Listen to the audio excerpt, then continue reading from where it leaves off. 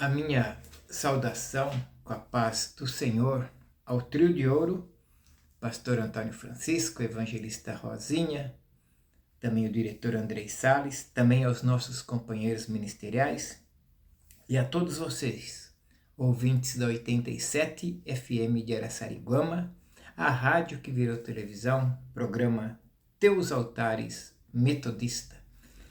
Nós estamos agora no novo discipulado, módulo Nova Vida. Hoje vamos para a parte 2. Tivemos a parte 1 na segunda-feira anterior, hoje vamos para a parte 2. Nós lemos inicialmente Êxodo 12, de 12 a 14. E eu vou ler também rapidamente, para remir o tempo, do 12 ao 14, e vou ler também o 26 e o 27, tá bom assim? Naquela noite passarei pela terra do Egito e ferirei todos os primogênitos na terra do Egito, desde os homens até os animais, e sobre todos os deuses do Egito executarei juízo. Eu sou o Senhor. O sangue vos será por sinal nas casas em que estiverdes. Vendo o sangue, passarei por cima de vós, e não haverá entre vós praga destruidora, quando eu ferir a terra do Egito. Este dia vos será por memorial, e celebrareis por festa ao Senhor nas vossas gerações, e celebrareis por estatuto perpétuo. 26. Quando vossos filhos os perguntarem, que cerimônia é essa? Respondereis, este é o sacrifício da Páscoa ao Senhor, que passou por cima das casas dos filhos de Israel no Egito, quando feriu os egípcios e livrou as nossas casas. Então o povo se inclinou e adorou. Aleluias. Amém. Olha, então, isso diz muito a nosso respeito, porque agora, quando esse povo celebra a Páscoa, eles estão, na verdade, celebrando a liberdade deles.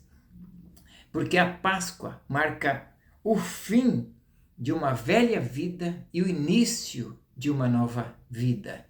Para aquele povo que estava vivendo uma vida de escravidão, para aquele povo que estava vivendo uma vida sem esperança, para aquele povo que estava vivendo uma vida de opressão, para aquele povo que estava vivendo uma vida escravo, aquela Páscoa estava marcando o fim daquele sofrimento, o fim da velha vida, e estava até me marcando o início de uma nova vida. E continuando, em segundo lugar, a Páscoa marca o fim de uma escravidão, o início de uma liberdade com Deus. E é por isso que a palavra diz, se o Filho vos libertar, verdadeiramente sereis livres. Eles eram escravos, eles não tinham escolhas, eles não tinham livre-arbítrio, eles eram oprimidos em trabalho escravo. Mas aquela Páscoa, quando Deus ordena, está marcando o fim daquela escravidão. Está marcando também o início da liberdade de Deus. Isto está dizendo algo para você? Você que me ouve? Você que me ouve, isso está fazendo sentido para a tua vida? Esta liberdade? E em terceiro lugar, a Páscoa marca o fim de uma vida sem esperança e também marca o início de uma vida com esperança. Eles não tinham esperança no Egito. E eu te pergunto, quem tem esperança neste mundo? Alguém pode ter esperança neste mundo de depravação? Alguém pode ter esperança neste mundo que caminha de mal a pior? Assim era também este povo, porque não tinha esperança na terra do Egito, mas a Páscoa que eles estão celebrando aqui está marcando o fim de uma vida sem esperança, mas também está marcando o início de uma vida com esperança. O quarto aprendizado que eu tiro aqui é que a Páscoa é o derramamento precioso de Cristo para nos purificar do pecado. Aquela Páscoa era o derramamento de um cordeiro animal para livrar aquele povo da morte, e aquela Páscoa ela estava apontando para outra Páscoa.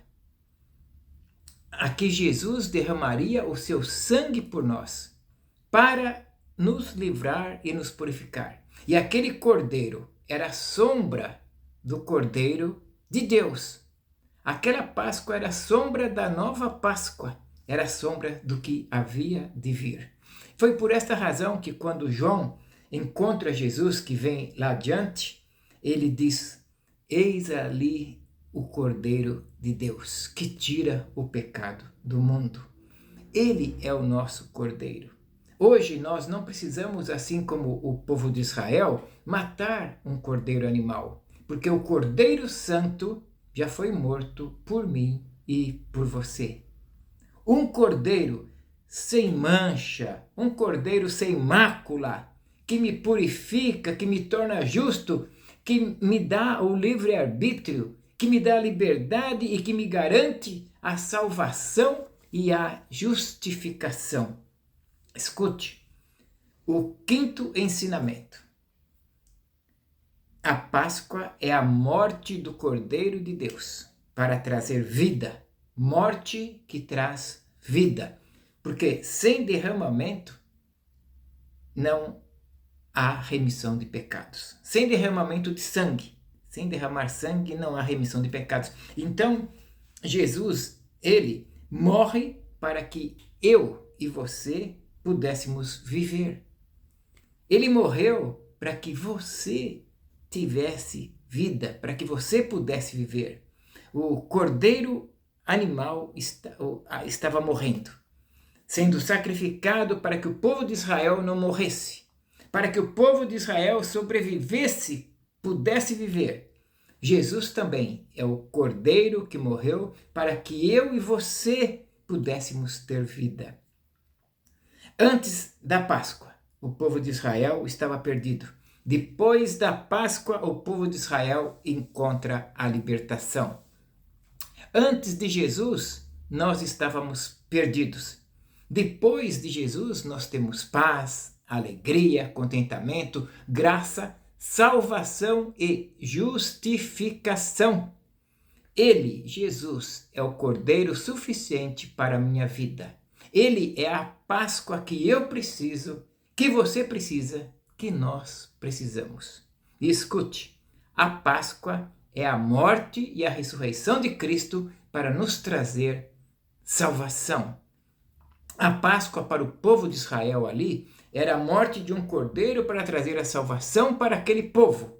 A Páscoa para nós também é o derramamento do sangue de Jesus. É a morte e a ressurreição de Cristo para que nós possamos ter a salvação. Nós não somos salvos pelas nossas obras. Nós não somos salvos porque somos perfeitos. Menos ainda, nós não somos salvos porque somos bonitos. Nós somos salvos porque Ele nos justificou. Porque Ele, o Cordeiro de Deus, se abriu sobre uma cruz e disse: Tetelestai, está consumado, está pago, está quitado, porque Ele é o meu Cordeiro e o sangue dele me purifica de todo pecado. O sangue dele me torna justo, mesmo que eu era injusto. Eu merecia, ou melhor, nós merecíamos a morte. Todos nós, todos vocês que estão me ouvindo, inclusive eu, todos nós estávamos condenados à perdição. Porque lá no livro de Romanos 3:23 diz: todos pecaram e destituídos foram da glória de Deus, sendo justificados gratuitamente por Cristo Jesus. Aleluias, amém. Por hoje também ficaremos por aqui. E eu te aguardo, espero que vocês tenham ficado com gostinho de quero mais. E na próxima segunda-feira, querendo Deus, estaremos iniciando a parte 3 deste discipulado, módulo Nova Vida. Até lá, com carinho.